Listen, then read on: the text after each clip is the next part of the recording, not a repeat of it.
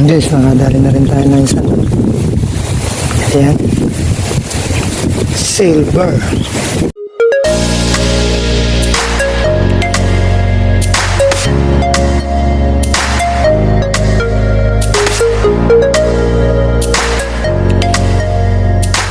Portuguese video at sa magandang araw na naman sa atin na mga katoto. Welcome back to another episode ng ating fishing adventure.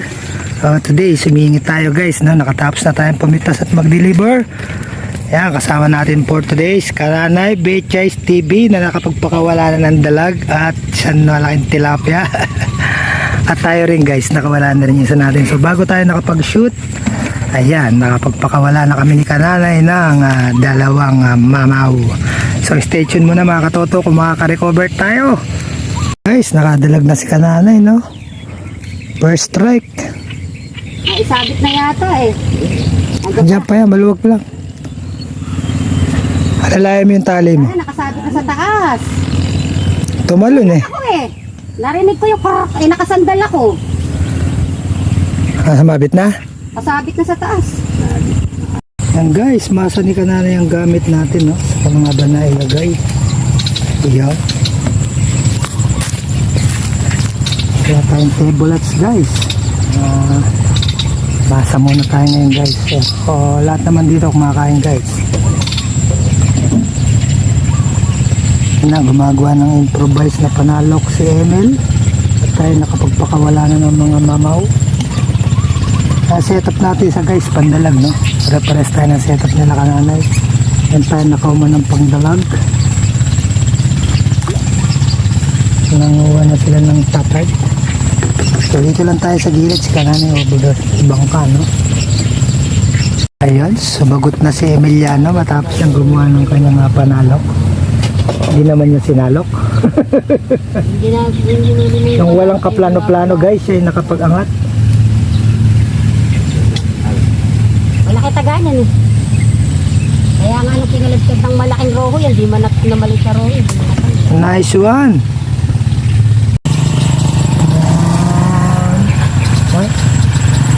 Tumutumbang lang.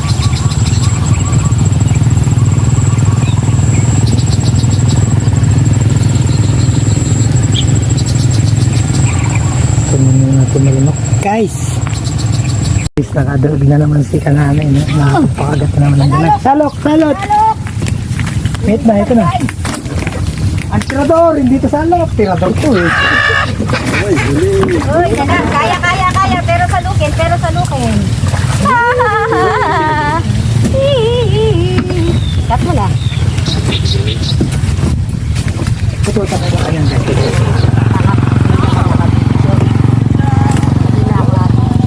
Ayun guys, napagkawan na tayo ng isang dalag, no? Si Kananay doon. Ang ganda nung kanyang panalok, parang tirador. Tapos na naman. Oy, update ng huli. Update ng huli guys, tayo pa lang walang huli, no? Not counted yung mga nahuhuli natin, laging pawala. Ayan, Napangako pa naman ako na. ayun sa'yo Kananay. Over-there na naman, nagkagulo na naman yung dalawa. Good size ng kanyang tilapia. Kananay na naman. Pantalan tayo, ibukya pa rin guys. Ay, pangalawang tilapia ng kanaan. Buti na lang nakagawa ng improvise panalok sa jowa. Hindi nasasayang hindi natin Portuguese video. Sa ating 40 days video. Ako naman. Ayaw pa rin. I-update tayo ng huli. Mukhang makakansyon tayo ngayon guys. Makapit lang ngayon, no?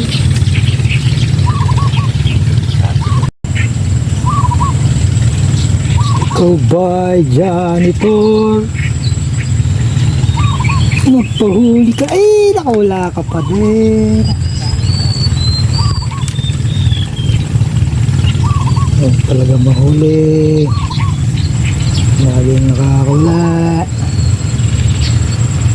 Lalambatin ko na to.